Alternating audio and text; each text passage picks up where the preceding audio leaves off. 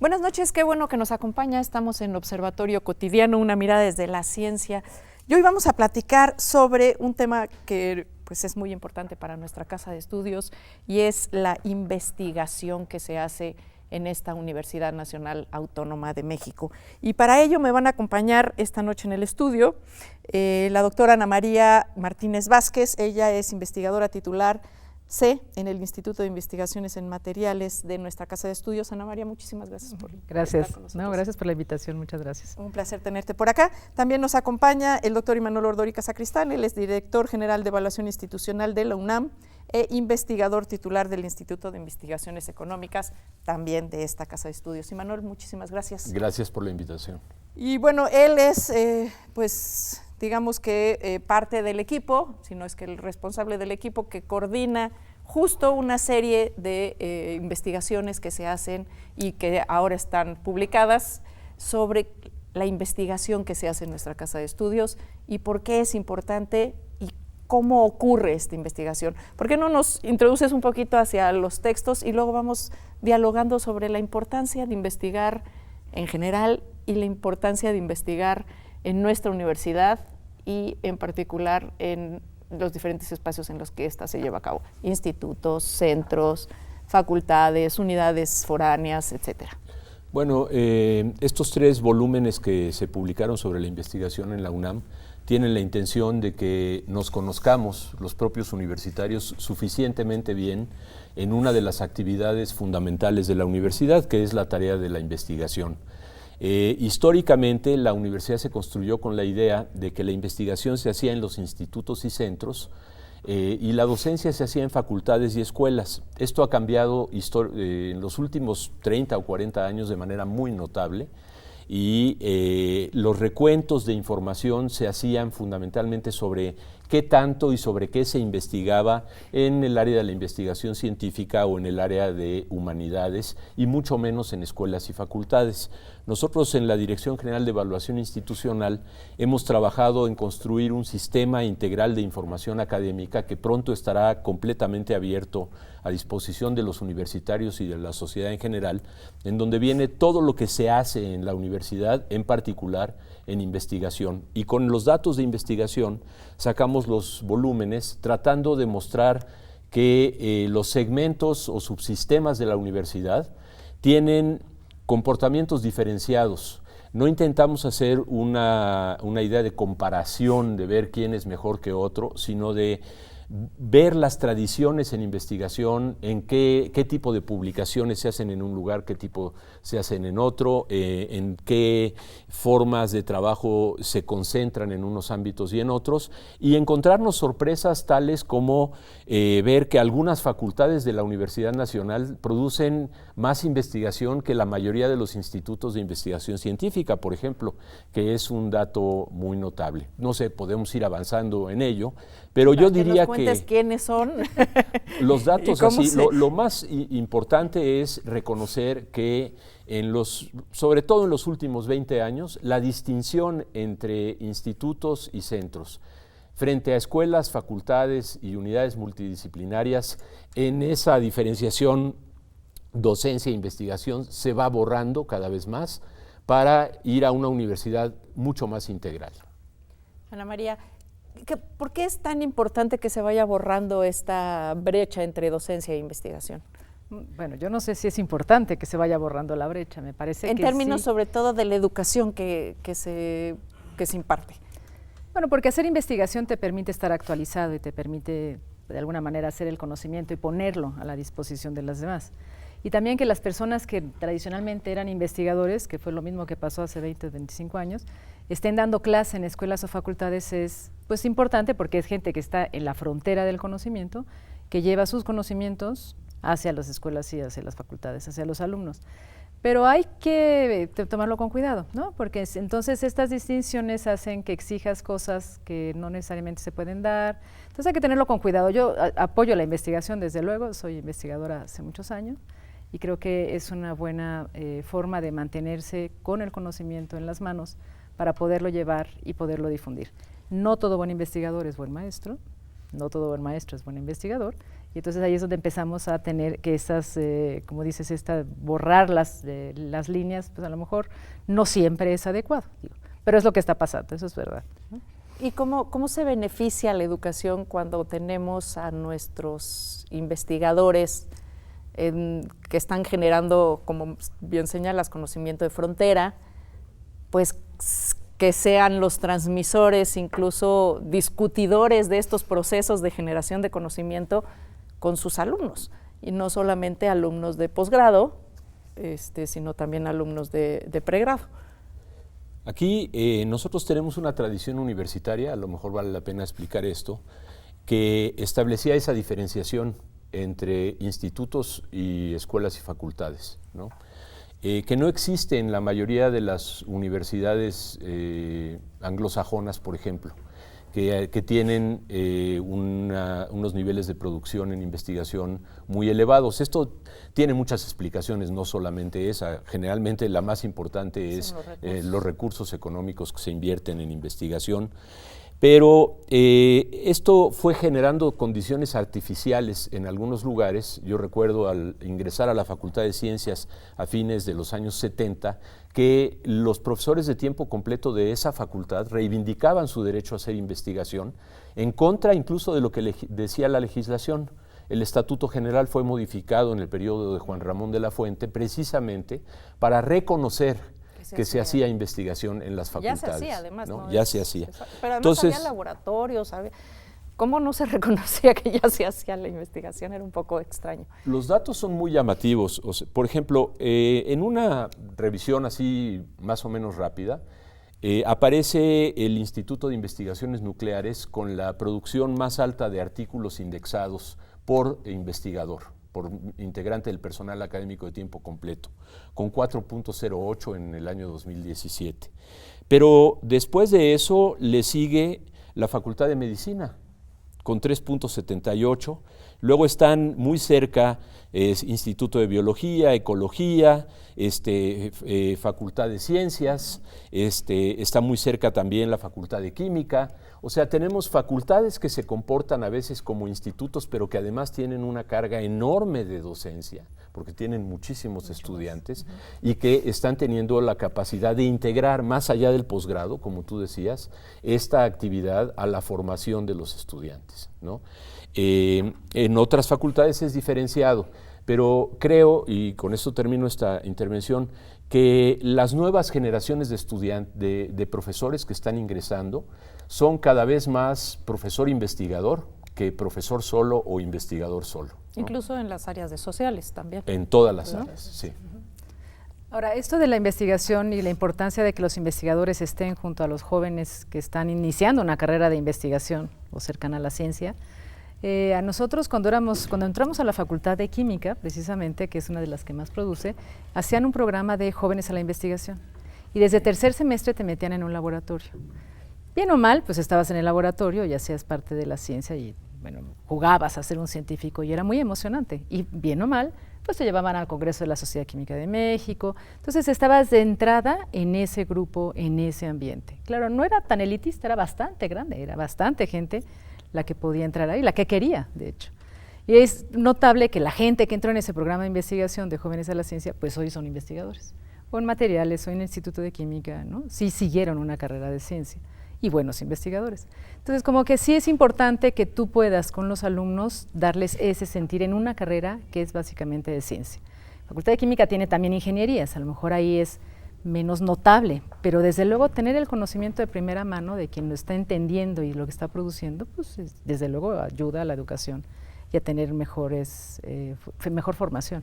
Incluso te genera retos que no necesariamente te provoca leer un texto o aprender de lo que hizo alguien hace tiempo o en otro lugar, que lo que está haciendo tu profesor en su vida cotidiana y te está transmitiendo esa emoción, claro, de generar saber, porque es muy emocionante aprender, pero también es muy emocionante el proceso de generar nuevo conocimiento. Y cuando un profesor que está generando nuevo conocimiento te da la clase, pues es muy diferente de cuando te lo enseña. Digo, no todos los temas te los va a enseñar alguien que lo está generando, porque bueno, hay conocimiento ya mucho acumulado. Por supuesto. Pero esa pasión por tu carrera, por tu área de estudio, te la da, yo creo, en un grado muy importante, esos profesores que están activos en su quehacer. Incluso podemos pensar en carreras que no necesariamente tienen más práctica que procesos de investigación. No es lo mismo el profesor que está en la práctica de la carrera que el profesor que solo está dando clase, ¿no? Quizás una de las cosas que saltan rápidamente de los libros y que se ve en muchas áreas de la Universidad Nacional es la gran heterogeneidad, una heterogeneidad que produce muchísima riqueza de actividades y formas de hacer academia. Tenemos facultades muy orientadas a lo profesional, en donde uno espera que los practicantes de la profesión sean los que enseñan, pero también se espera que haya investigación, y ocurre ya en arquitectura o en ingeniería, qué decir en medicina, eso es muy evidente, ¿no?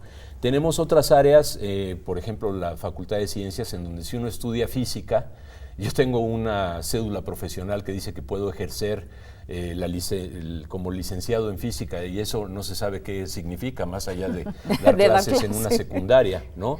Pero básicamente son disciplinas que llevan mucho más orientación a la investigación, en un contexto todavía demasiado atado a tradiciones vetustas, diría yo. Somos de las pocas universidades en donde para que una persona logre sacar un título de doctorado tiene que hacer 3 tesis, una de licenciatura, una de maestría y la de doctorado. Las 3 se supone que tienen que ser trabajos de investigación y que tienen que ser originales. Y esto es un absurdo, o sea, tenemos que ir superando escollos como esos para que la función de docencia esté paradójicamente más integrada a la de investigación, no a través de requisitos formales, sino de prácticas concretas y del hecho de que en las aulas estén personas que no tienen una separación de origen. En la UAM no la tienen, son profesores investigadores. En las universidades de casi todo el mundo, si tú dices que eres investigador, parece hasta un nombramiento de segunda, ¿no? En Estados Unidos profesor? dices, ¿No eres profesor? soy un full professor, no dices Claro. soy un full researcher, ¿no? Entonces, pero lo que se muestra aquí, para volver ahí a los libros que dan origen al programa, es también la heterogeneidad de cómo hace investigación cada área de la universidad. ¿Qué te parece? Vamos a tener que hacer una breve pausa. Ustedes no me lo creen, pero ya estamos a la mitad del programa. Qué bueno. Aquí yo siempre digo que este es un hoyo negro. Usted ya sabe, así se nos va el tiempo aquí, se escurre como agua, pero no se vaya porque vamos a regresar y vamos a seguir hablando de la investigación en nuestra máxima casa de estudios, la UNAM. Ahora.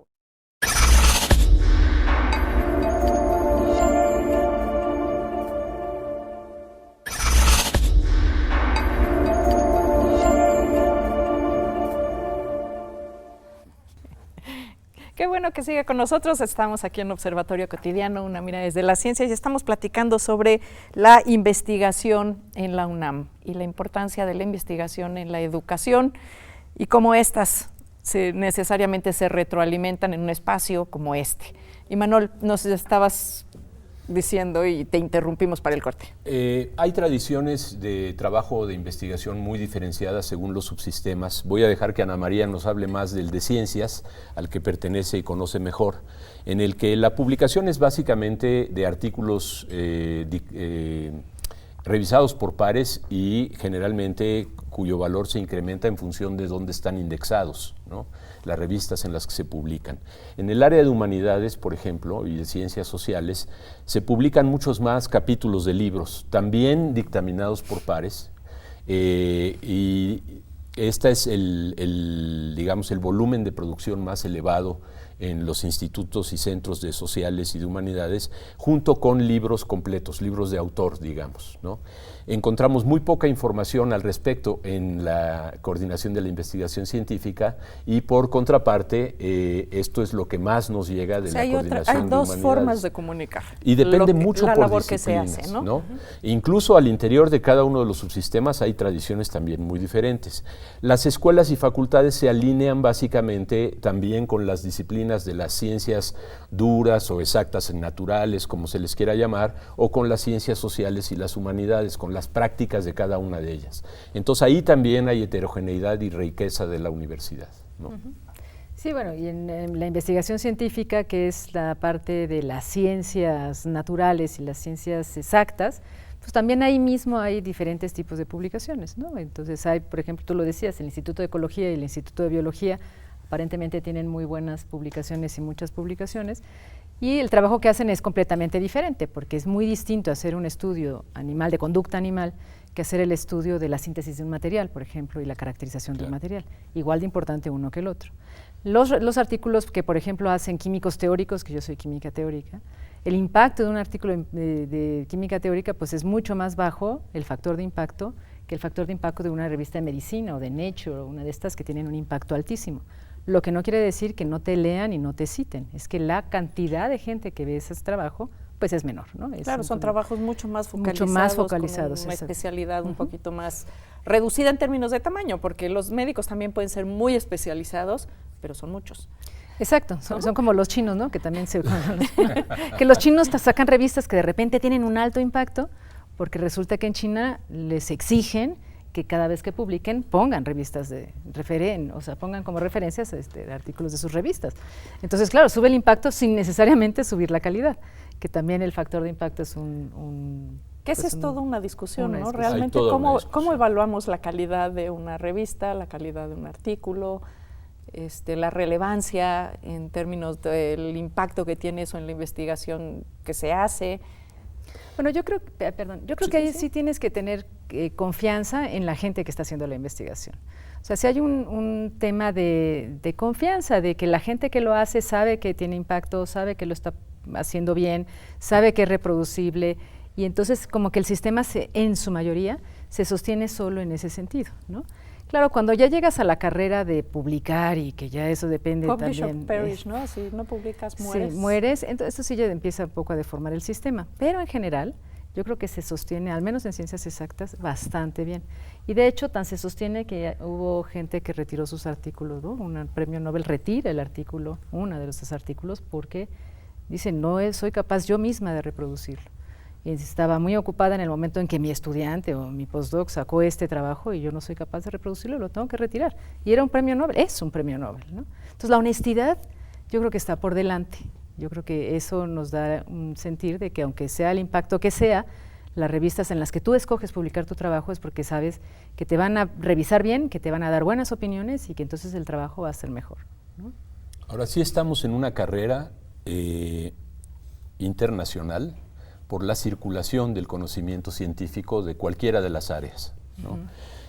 Casi todos los países incrementan el número de publicaciones año con año, ¿no? Las posiciones relativas van cambiando. La UNAM incrementa todos los años su producción tanto de libros y capítulos como de artículos indexados, con diferencias en las áreas, ¿no? Hay una enorme presión y hay un cuestionamiento cada vez mayor a estas mediciones de índices de impacto y de números de citación, porque las disciplinas se comportan de manera diferente. O sea, produce menos artículos al año un matemático habitualmente por el tipo de trabajo que hace, lo que tú acabas de decir, Ana María. Sí, claro, no podemos ponerle la misma regla a todos los procesos de investigación de las diferentes áreas. ¿No? Astrónomos que están haciendo observaciones que llevan años, ¿no? Sí, pues, para que vuelva a pasar el cometa, pasan unos cuantos años. Y lo mismo ocurre con fenómenos sociales, ¿no? Exacto. Entonces, no los puedes replicar. Tenemos mucho menos claro, por ejemplo, cómo evaluar el impacto de libros y de capítulos. Incluso tenemos muchas dificultades en la UNAM, y eso se refleja también en los datos que estamos tratando de recoger, en tener la información de la publicación de capítulos en todas las áreas. porque no hay bases de datos centralizadas a nivel internacional de capítulos de libros. Las hay, empieza a haberlas de libros completos. Aquí dependemos muchísimo para integrar esta información que está en el sistema integral de la UNAM, del informe que dé cada una de las facultades o escuelas, sobre todo, porque en los subsistemas de ciencias y de humanidades esto está un poco mejor reportado, ¿no? Pero el autorreporte, no por intentos de falsedad ni nada, siempre tiene el riesgo incluso de los errores que a uno mismo le pasa, que capturas un libro y capturas mal el ISBN o el año o lo que sea y alteras totalmente los datos que se están mostrando, ¿no? Entonces, estamos entrando en la UNAM en un periodo de sistematización intensiva de la información, en donde hace falta además revisiones muy cuidadosas, y por eso la idea de no dejarlo en el sistema en línea, sino de ponerlo en libros, que se pueda revisar en cada una de las entidades académicas y encontrar las deficiencias y problemas que están ahí y que pueden corregirse, ¿no? Ana María, como en tu experiencia de directora de un instituto, que se dedica a investigación, así es. ¿Cómo se desarrolla esa parte del instituto? ¿Cómo se decide qué investigaciones se hacen? ¿Cómo se fondean esas investigaciones? ¿Y cuál es el impacto de un instituto como el Instituto de Química en nuestro país? Bueno, yo soy en materiales, pero perdón, también es de química. Pero es que como tú eres química, de materiales, de investigación en materiales, que es un espacio que yo creo que poca gente ubica. Sí, ¿no? Sí, porque además siempre nos han criticado porque somos muy de ciencia básica, la ciencia básica, aquella que no llega a la aplicación. Dicen, ¿cómo es posible si en un instituto de materiales, que lo que se hace en este mundo son materiales, o sea, ¿no? Todo lo que tenemos puesto es parte de los materiales nuevos, ¿por qué ustedes no hacen materiales que se lleven a la aplicación? Bueno, es un instituto de investigación básica. ¿Cómo se deciden las áreas? Pues se hace en un plan de desarrollo donde los investigadores dicen qué es lo que van a hacer, ¿no? A dónde se van a dirigir, y mucho de eso de a dónde se van a dirigir está permeado por lo que está pasando internacionalmente. Entonces, por ejemplo, ahora los polímeros, los plásticos, pues ahora tienen una oportunidad, tenemos una ventana de oportunidad con la prohibición de las bolsas de un solo uso, de plástico de un solo uso, pues hay una oportunidad de hacer materiales que sustituyan, etcétera. Entonces hay muchas oportunidades. Yo siempre lo dije en el instituto, todos los materiales acaban en la basura, entonces podríamos hacer investigación de la basura, porque ahí finalmente va a ser una fuente de recursos naturales que estamos depositando ahí. Inagotable. Por el momento. Sí, ¿no? Entonces los plásticos se producen a través del petróleo, el petróleo se está acabando, pero pues los plásticos están en las basuras. Entonces, como que hay muchas oportunidades y los temas de investigación van con lo que va pasando en el país, con lo que va pasando en el mundo, cuál es la moda para que te publiquen, porque también hay una moda, y resulta que tú tienes un tema y ese tema no se publica, pues te cambias, porque de eso depende tu sueldo el año que viene, digamos, ¿no? Entonces sí hay como esa ruta que no eres tan libre de elegir, ¿no? No eres tú, te pones ahí a ver qué haces y ya. Como el ideal que tiene uno del científico, que está eureka, ¿no? Sí, no. Así es.